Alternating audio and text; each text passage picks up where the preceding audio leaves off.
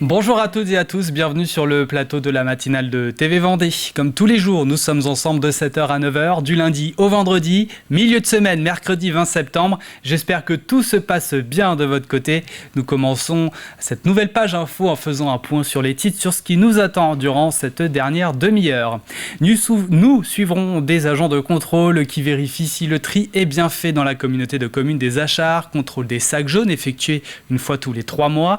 Il sera aussi question de cette marche unitaire du côté de la Roche-sur-Yon samedi matin. C'est organisé par plusieurs organisations locales, une manifestation pour lutter contre les violences policières, le racisme systémique ou encore les inégalités sociales. Vos chroniques sont à retrouver d'ici la fin de la demi-heure. Vous retrouvez le Plus Info, le ciné de la semaine ou encore l'extrait du jour. Et puis, le jeu de la semaine, nous vous faisons gagner 4 entrées pour le Cinéville à La Roche-sur-Yon.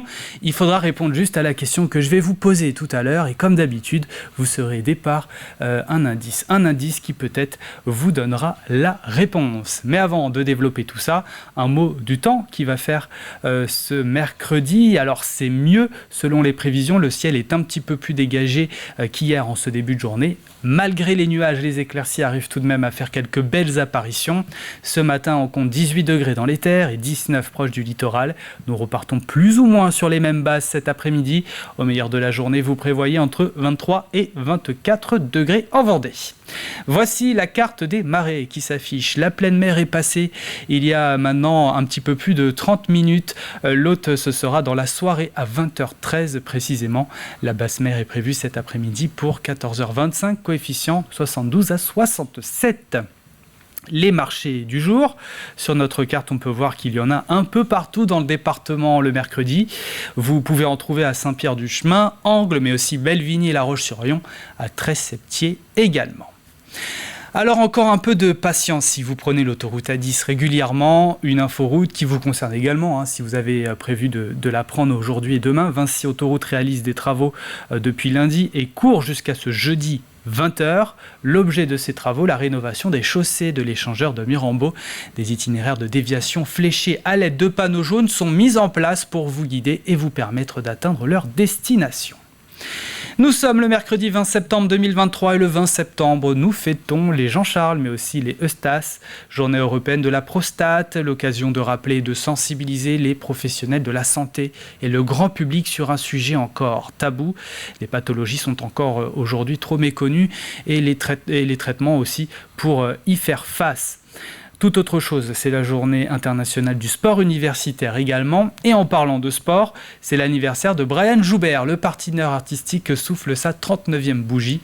Le coucher du soleil est avec nous et est prévu donc à 20h08 ce mercredi. 2 minutes d'ensoleillement en moins par rapport à hier. Allez, c'est le moment de passer au journal 100% local de la rédaction.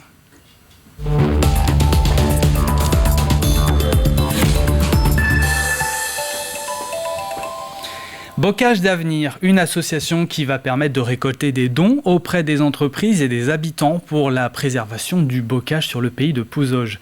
L'intégralité est reversée à des agriculteurs du territoire. Tous sont engagés dans une gestion durable et un maintien des haies. Un cadre en bois, comme vous le voyez sur les images, va être installé dans le pays de Pouzauges, idéalement donc avec un beau paysage autour. Objectif que les passants se prennent en photo avec. L'idée nous est venue de mettre des cadres comme ça, alors évidemment en bois local, fabriqué localement, sur un sentier pédestre de chacune des communes du territoire. Et les promeneurs pourront se prendre en photo. Alors on le met de façon à avoir un très beau cadre avec un paysage derrière ou une belle haie. Et les gens se prendront en photo. C'est une façon de faire connaître l'association. Et de se dire, après tout, oui, pourquoi pas être partie prenante et faire un don, même s'il est minime. Ce qu'on dit en gros, c'est que 30 €, c'est environ une centaine de mètres de haies qui vont être des vraies haies multistrates avec des arbres à l'intérieur.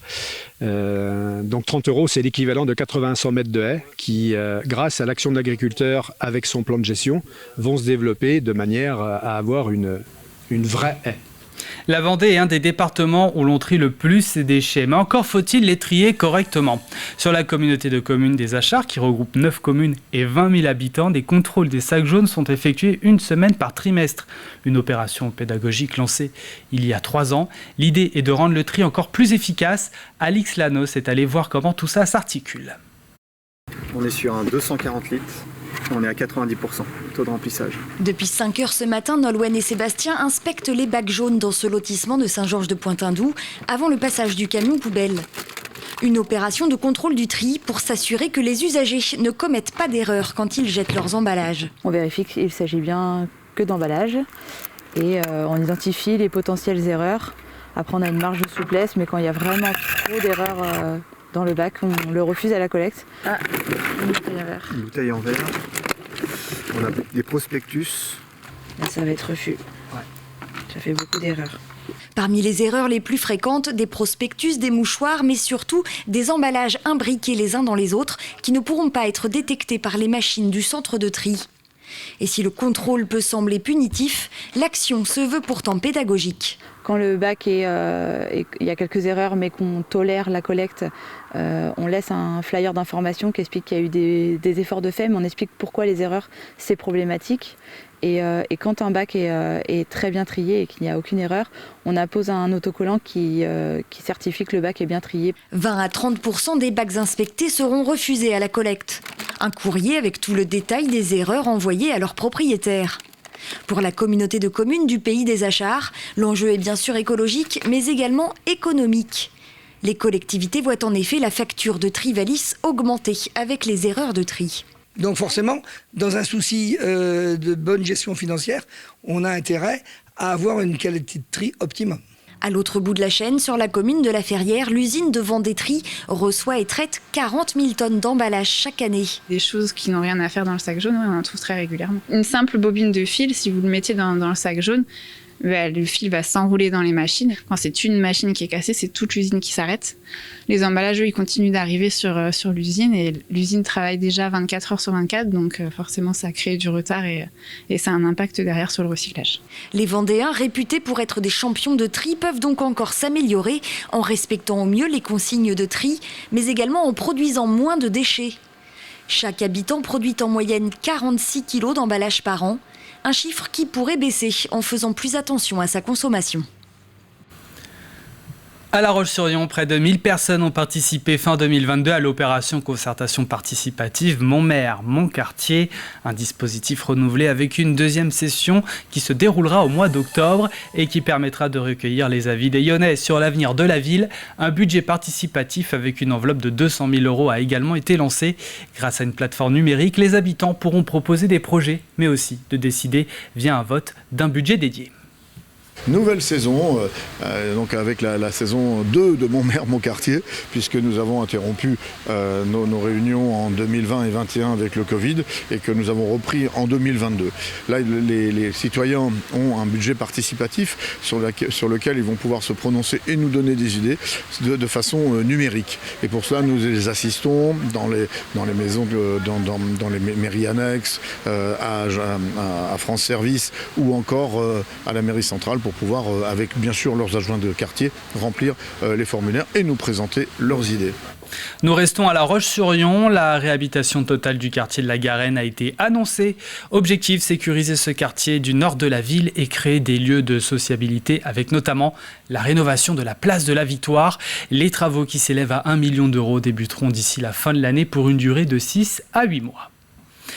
La Force éco-citoyenne de Vendée fête ses 20 ans. En 2003, cette association s'est engagée dans la protection de l'environnement. Elle lutte donc contre les déchets ultimes et la valorisation énergétique.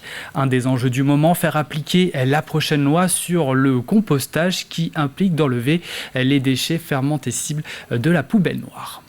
La loi, donc, elle promet au 1er janvier 2024, elle veut qu'il y ait la séparation des fermentescibles des autres poubelles. Chaque citoyen doit avoir de quoi séparer ses fermentescibles. Mais les gens qui n'en ont pas, est-ce qu'ils vont bien vouloir accepter ça? Comment est-ce qu'on va les obliger à faire ça? Comment on va les aider? Parce que c'est vrai qu'au niveau matière carbonée, donc tout ce qui est bois en fragments, tout ce qui est paille ou feuilles mortes, etc., qu'il faudra ajouter À la matière azotée, on n'a pas les moyens pour l'instant de le faire à grande échelle. Il faut absolument qu'on informe. Il y a très peu d'informations qui passent.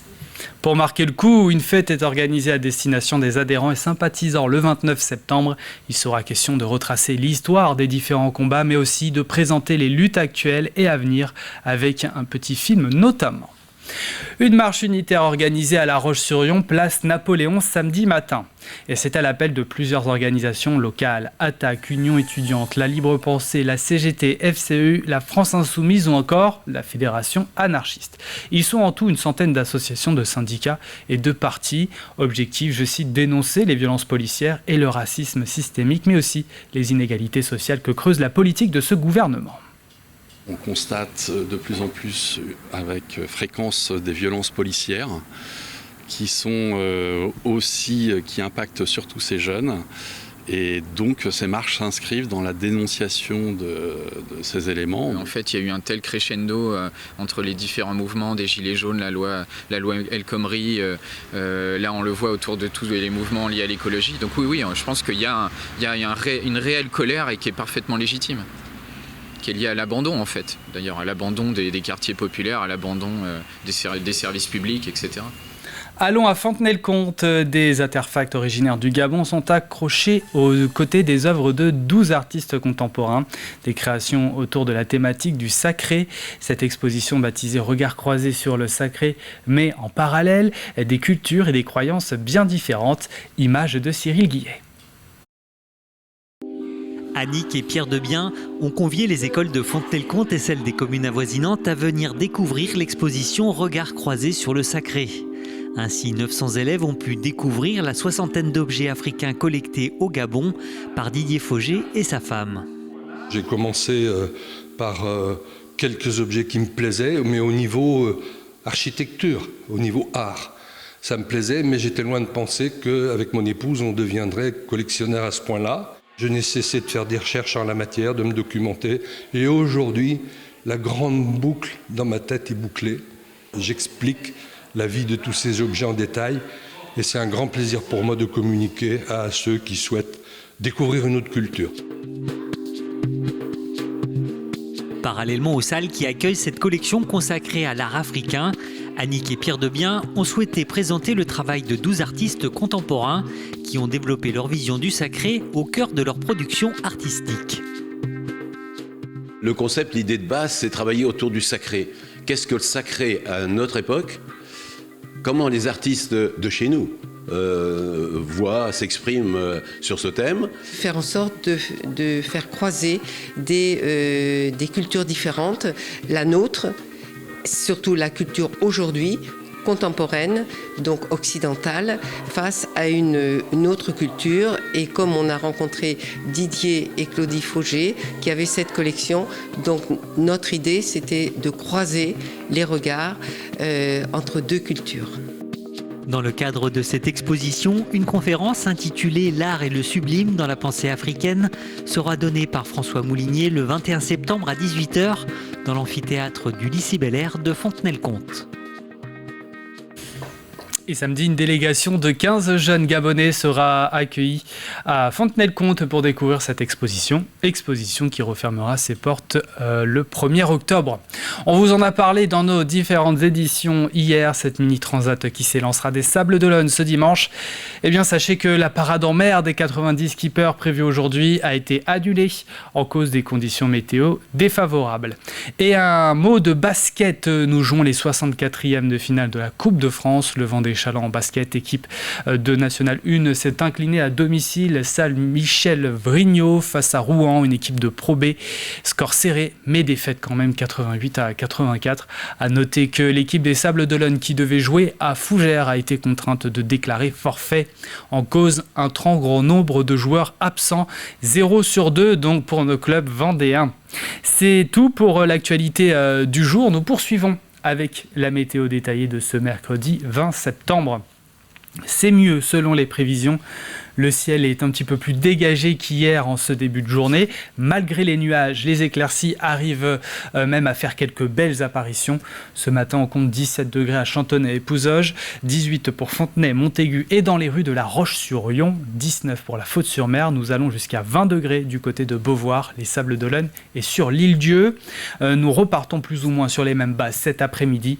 Au meilleur de la journée, vous prévoyez entre 23 et 24 degrés. Ça remonte très légèrement. Allez, nous entrons désormais dans la deuxième partie de cette édition. Le Plus Info du jour, nous parlons de ce skipper de 25 ans, Lilian Mercier, auteur du projet « On est mieux en mer qu'à l'hôpital ». Atteint d'une leucémie il y a quelques années, il veut soutenir les malades désormais. Le ciné de la semaine, nous prendrons dans quelques instants des nouvelles du cinéma Le Roc à la Ferrière, qui a sa nouvelle directrice. Puis l'extrait du jour avec la nouvelle émission et une asso pour ça.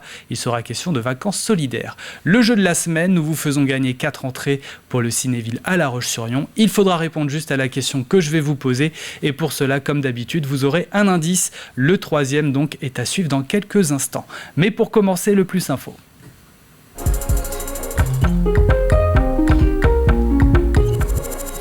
Lilian Mercier, 25 ans, skipper et passionné de voile, vient d'être récompensé pour son projet « On est mieux en mer qu'à l'hôpital ». Atteint d'une leucémie en 2018, il est aujourd'hui en rémission complète. Lilian Mercier souhaite encourager les jeunes malades du CHU de Nantes et leur montrer à travers son projet sportif que tout est possible.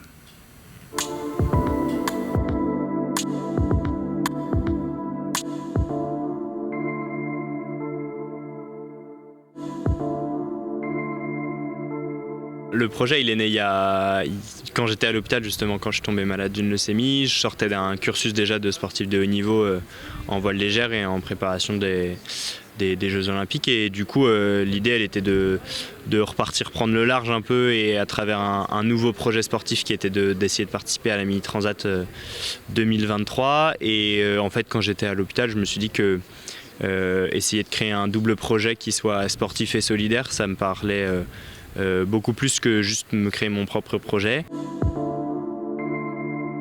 Je me suis rapproché d'une association qui s'appelle donc Leucémie Espoir Atlantique Famille, qui est une asso qui est basée à Nantes et qui œuvre en fait chaque jour par différents moyens au CHU de Nantes et auprès de tout le service hématologique et pédiatrique. Et donc voilà, ça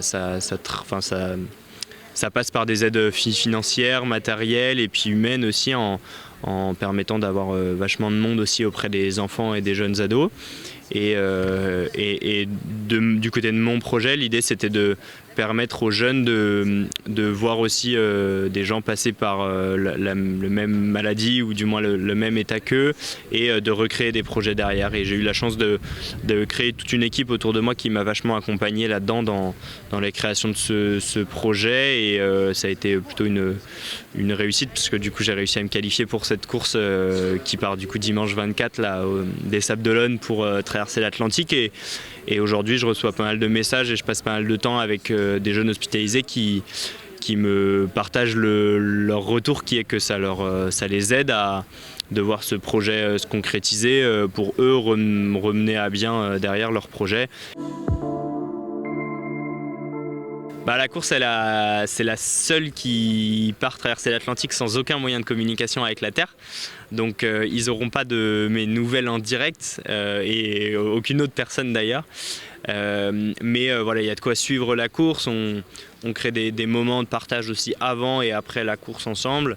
On organise voilà, des visios là, sur les moments où je suis en stand-by sur les Sables-d'Olonne. Et puis après la Transat, je reviens passer un peu de temps au CHU avec eux, leur montrer les images de la Transat, etc. Donc ça fait 2 ans voilà, qu'on partage des moments ensemble, qui suivent le projet depuis le début.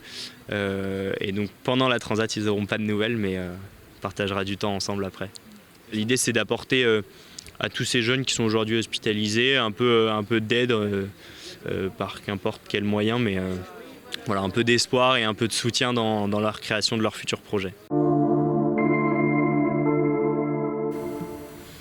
Le skipper s'est donc engagé pour Leucémie Espoir Atlantique Famille pour apporter son aide et vous avez pu le voir dans ce Plus Info, la démarche est soutenue à la base nautique de Saint-Jean-de-Mont où il a été moniteur de voile. Le ciné de la semaine maintenant.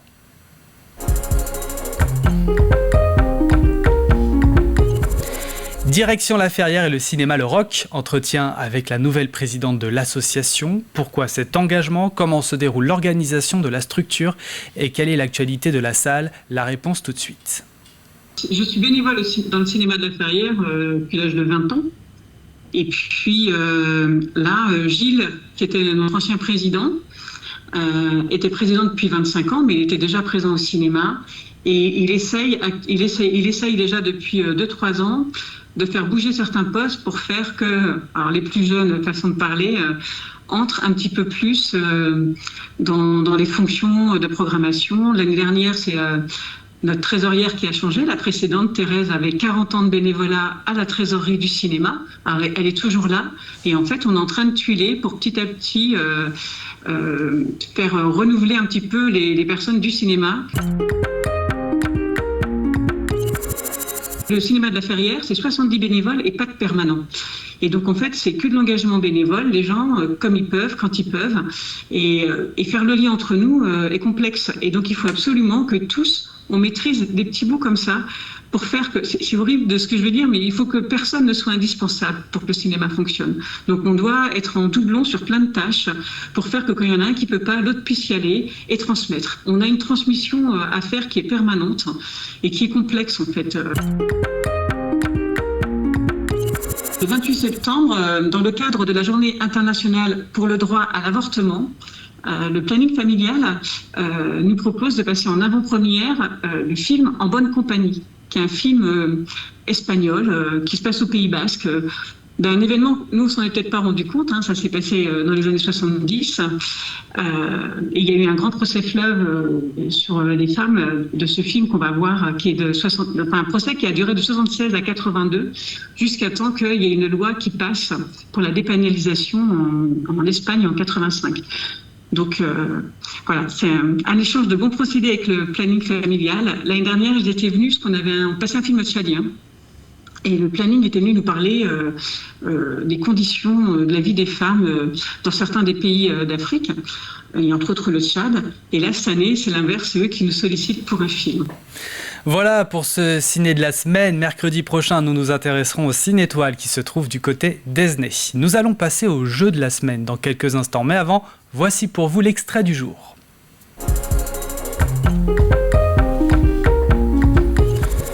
Il y a une asso pour ça, ce sont 13 minutes de découverte d'un monde associatif vendéen utile à chacun. Voici un extrait du numéro que l'on retrouve ce mercredi.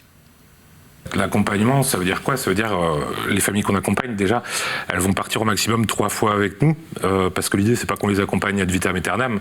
L'idée, c'est que progressivement, elles puissent avoir les codes et puissent partir toutes seules en vacances derrière. Donc nous, on va les accompagner avant pour préparer les vacances, tout simplement. Oui. Alors, on n'est pas dans une démarche où on propose juste un service vacances. On n'est pas une agence de voyage, même si notre activité s'en rapproche quelque part. Mais on va préparer tout ça avec la famille, décider en fonction de son profil, ses envies, etc., où est-ce qu'elle veut partir, ce qu'elle veut faire, etc. Et puis, pendant les vacances, on va proposer un accompagnement par des bénévoles. C'est-à-dire qu'on a des bénévoles, alors qui ne partent pas en vacances avec les familles, bien que ça puisse arriver, mais qui habitent à proximité du lieu de vacances des familles, qui vont être là pour les accueillir, déjà parce que les 2/3 des familles n'ont pas de voiture, donc pour aller les chercher à la gare, faire les courses, les accompagner à des animations, et puis s'assurer que les vacances vont se passer le mieux possible. Et puis on parle aussi d'accompagnement après, ce qui est un peu particulier, c'est-à-dire que l'idée des vacances, alors c'est bien de partir en vacances, mais il faut que ça apporte autre chose aussi derrière, et c'est comment ce projet de vacances va pouvoir intégrer une démarche d'inclusion un peu plus globale. Alors le mot accompagnement, on l'entend, mais oui. C'est le maître mot justement de votre démarche. Vous n'êtes pas une agence de voyage, c'est pas du clé en main, ça vous refusez, vous rejetez. Non, alors on est sur une ligne jaune un petit peu, parce que on n'est pas une agence de voyage, mais en même temps une association de tourisme social, mais de tourisme quand même. Les vacanciers qu'on accompagne sont, on l'espère, des futurs clients du tourisme marchand. Donc faut qu'on aille quand même dans ce sens-là, parce que l'idée, comme je disais, c'est qu'elles repartent toutes seules, ces familles, donc il faut qu'on donne tous les codes du tourisme marchand. L'extrait du jour est à retrouver donc sur notre site internet tvvendée.fr, le programme dans son intégralité sur nos antennes. Nous allons passer tout de suite au jeu de la semaine avec le 3e indice qui fera peut-être la différence et vous fera gagner vos places pour le Cinéville de La Roche-sur-Yon. Soyez vigilants, c'est tout de suite.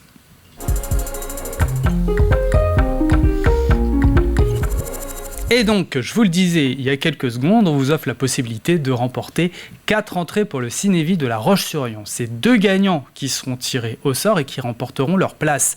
Mais pour avoir une chance, il faut jouer, bien sûr, ça c'est logique, mais aussi répondre correctement à la question qui va suivre. À quand remonte précisément la dernière réforme du permis de conduire ? Nous cherchons là une année. Pour vous aider, nous vous donnons 5 indices, un par jour. Voici le 3e indice. Jean-Pierre Foucault y avait pris sa retraite radiophonique. Peut-être que ça vous met un petit peu plus sur les rails maintenant. Si vous n'avez pas la réponse, pas de panique, comme je vous le disais, d'autres indices arriveront donc demain et vendredi pour vous mettre sur la voie. Ça commence donc par le fait d'être avec nous. Demain, par exemple, comme toutes les semaines, le tirage au sort des gagnants se fera vendredi en milieu de journée. Pour jouer, c'est sur notre site internet tvvendée.fr. Il vous reste donc encore 2 jours. Je le rappelle, bonne chance à toutes et à tous. Voilà pour cette matinale du 20 septembre. On se retrouve à 12h30 pour refaire un point sur l'actualité en Vendée. La matinale revient demain dès 7h. Très belle journée sur TV Vendée.